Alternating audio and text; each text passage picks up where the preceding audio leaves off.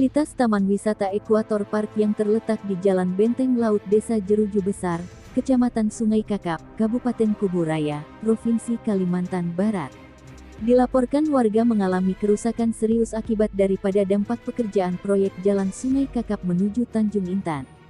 Dampak dari proyek tersebut, yang ditangani oleh kontraktor penyedia jasa PT Adi Mulya Perkasa dengan konsultan supervisi dari PT Kurnia Citra Nusa KSO PT Sinergi Karya Utama menimbulkan kerusakan pada sejumlah fasilitas di taman wisata tersebut.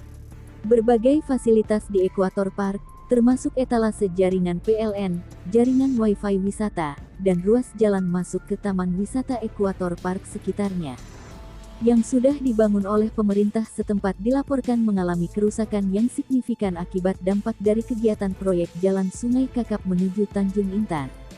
Muharam, salah satu tokoh masyarakat setempat, menyatakan kekecewaannya atas kondisi tersebut. Fasilitas Taman Wisata Ekuator Park seperti hancurnya etalase jaringan PLN dan jaringan Wi-Fi di wisata dan masalah jalan yang rusak, kami sangat kecewa dengan kondisi ini, ungkap Muharam. Hingga saat ini, belum ada keterangan resmi dari pihak terkait mengenai langkah apa yang akan diambil untuk memperbaiki kerusakan fasilitas yang terjadi di taman wisata tersebut, katanya. Dampaknya banyak, Pak. Pertama itu persoalannya beberapa waktu lalu itu permasalahan permohonan masyarakat itu tentang ganti rugi masalah tanam tumbuh. Tapi realisasi dari pihak pengelola atau pelaksana itu tidak ada.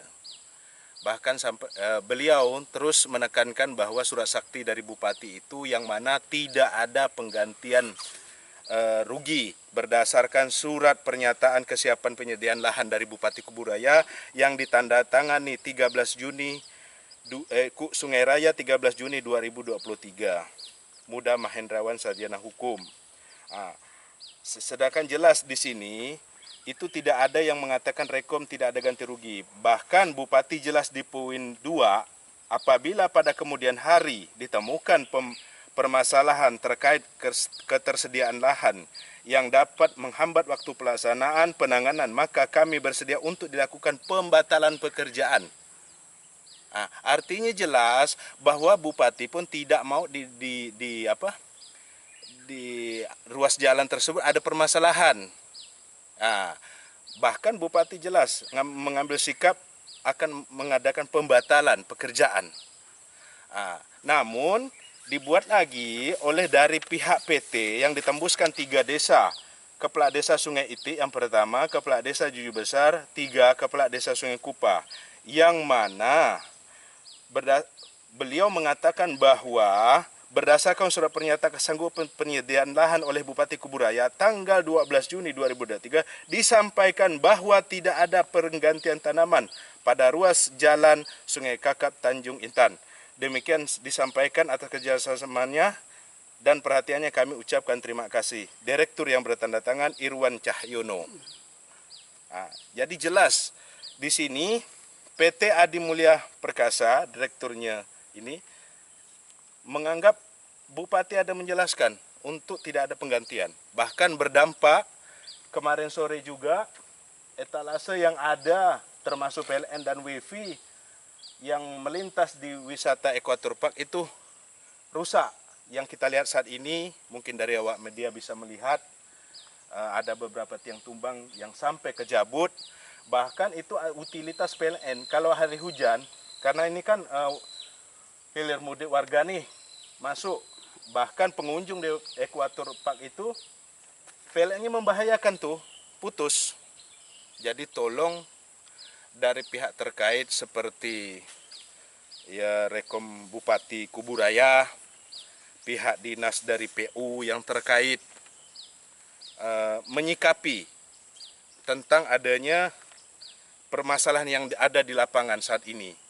Bahkan kami masyarakat dari awal tidak pernah ada penggantian apapun. Dan kami tahu memang tidak ada penggantian. Tapi lahan tidur ini selama ini dipergunakan oleh beberapa masyarakat. Khususnya warga desa Jeruju Besar. Itu yang dapat saya sampaikan, Pak. Respon daripada pelaksana yang mana beberapa waktu lalu pernah kami mediasi di Polsek Sungai Kakap. Yang mana sekian ribu batang pisang dan cabai itu hanya sanggup diganti dengan 1 juta rupiah. Itu tidak sesuai, Pak. Artinya saya disampaikan dari pihak kami, Pak, untuk pengelolaan wisata ini kan juga menyangkut masyarakat juga, Pak. Memang utilitas ini sangat penting, Pak. Ada beberapa warga juga yang jauh ke dalam rumahnya itu berdampak dengan wifi-nya putus, instalasi PLN yang rusak seperti ini, Pak. Memang merasa dirugikan, Pak. Jadi pihak pengelola saya datangi kemarin itu namanya GG yang bertanggung jawab tentang pelaksanaan, yang mana dia mengatakan bahwa kami sudah ada surat sanggup untuk mengganti masalah jalan. Yang jelas ini suratnya pun sudah berakhir masa berlakunya, Pak. Minimal harus diperpanjang. Yang pertama dan kedua, di sini tidak termasuk masalah penggantian utilitas PLN dan list PLN dan WiFi. Jadi saya mohon kebijaksanaannya juga terhadap pihak terkait untuk segera pihak pelaksana itu menyelesaikan yang harus memang tanggung jawab mereka. Sebenarnya proyek ini dimulainya itu, Pak, kurang lebih waktu pelaksanaan itu 130 hari kalender. Artinya dimulai dari 24 Agustus 2023 sampai 31 Desember 2023, Pak. Nah, waktu pemeliharaan ini 365 hari kalender, sumber dananya APBN tahun anggaran 2023, Pak. Dan kami perlu tahu, Pak, selaku masyarakat, juru besar, saya sendiri mempertanyakan, kalau memang ini ada perubahan atau berbentuk adendum, itu berapa lama, Pak, masanya? Yang kami tahu, itu tidak seberapa waktunya, Pak. Sedangkan sekarang kita boleh hitung, udah molor berapa bulan ini, Pak. Harus ada kejelasan ke pihak pemerintahan desa, yang mana kalau memang ini ada adendum ataupun seperti apa, harus ada kejelasan, Pak. Jangan selalu menggunakan yang lama, Pak.